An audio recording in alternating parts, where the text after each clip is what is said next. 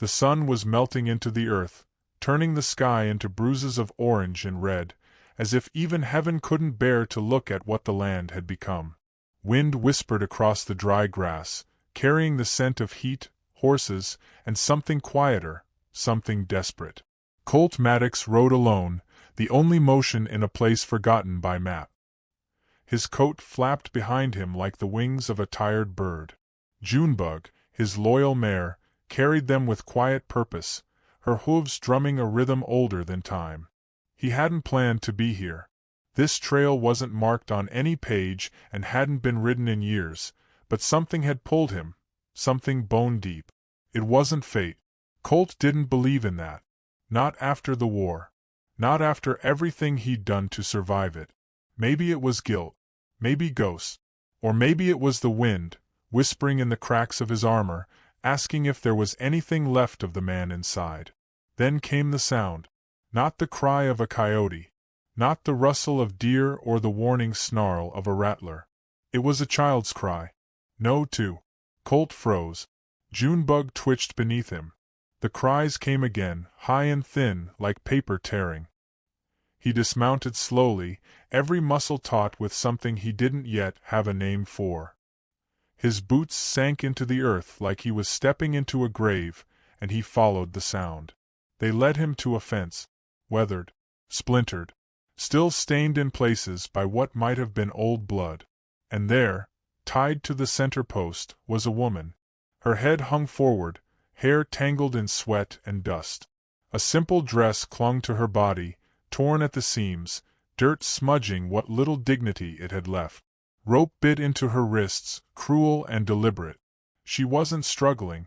She wasn't moving at all. But the babies were. 2 of them.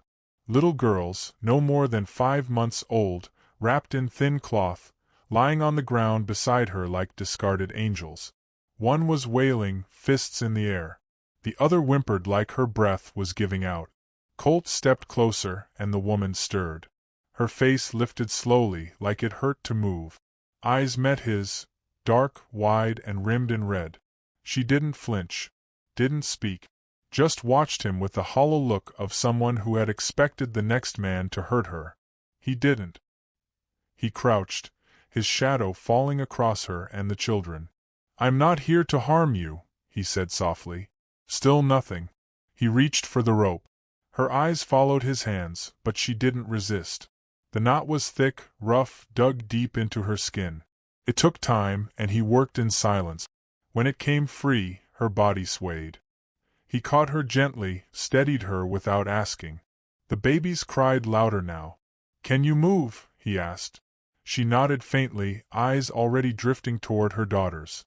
Colt knelt, scooped one into his arms, then the other. Their heat soaked into his chest. They felt like the only living things left in this corner of the world. When he handed them to her, she wrapped herself around them like she might disappear if she didn't. "What's your name?" he asked. Her voice came out broken, almost a whisper. "Winona." It settled in the air like a song half-sung. Colt nodded once. It was enough. They didn't speak again for a long time. He helped her onto Junebug and led them away from the fence, away from the blood-soaked soil and the silence that smelled like death. The sun had vanished behind the hills, and the night carried a chill that wrapped around them like a warning. He brought them to an old way station, a half-collapsed shack hidden in a thicket of brush. It wasn't much, but it was dry and quiet. He started a fire, warmed water, found a clean blanket buried deep in his saddlebags. Winona fed her daughters one at a time, cradling them with hands that shook but did not fail. Colt sat nearby, watching, not intruding. He didn't ask where she came from. The scars on her wrists told enough. But after the girls had drifted to sleep, bundled together by the fire, she spoke. "My husband's dead," she said, her voice low and brittle. "Shot 6 months ago. Said we were trespassing." Colt said nothing. "A man named Silas Boone came after. Said he'd protect me, feed the babies, give us land. All he wanted was obedience." Her eyes dropped to the fire. "I said no." Colt nodded slowly. He had heard stories like this before. but never while holding the scent of crying infants in his shirt, never while looking into eyes that were still alive despite it all. He did that? Colt asked, meaning the rope, the fence, the bruises on her collarbone. She nodded once. And that was all he needed. He stayed. Built her a cradle out of scrap wood and quiet patience. Gathered herbs to ease the girl's colic. Repaired the roof so the wind didn't whistle quite so cruelly. He never asked for thanks. Never touched her without invitation. He just made space, every day, for her and the twins to grow roots again. She noticed. One morning, Winona handed him a cup of water before he'd even asked. He took it with a nod, fingers brushing, and something passed between them, something fragile, unnamed, but warm. That evening, she sang to the girls in her native tongue. Colt didn't understand the words, but he understood the rhythm. It was the sound of memory turning into hope. Then came the smoke. He saw it first, curling in the sky like a snake made of fire. By the time they heard hooves, Colt already had his rifle slung over his shoulder and Winona behind him, the girls bundled and pressed close to her chest. Silas Boone rode in with 2 men, their eyes hungry and cruel. "You got something belongs to me," Silas spat, boots crunching over dry earth. Colt stood his ground. "Ain't nothing here for you." Silas's hand drifted toward his holster. Winona stepped forward. "I'm not yours," she said, her voice steady for the first time. "Not now. Not ever." Silas's lip curled. "You'll regret this, Maddox." "I already regret a lot," Colt said quietly. "But saving her won't be one of 'em." The guns stayed holstered. Barely. Boone left with fire in his eyes. But not before tipping his hat toward the babies. 2 nights later, Colt woke to smoke again. This time, it wasn't on the horizon. The shack was on fire.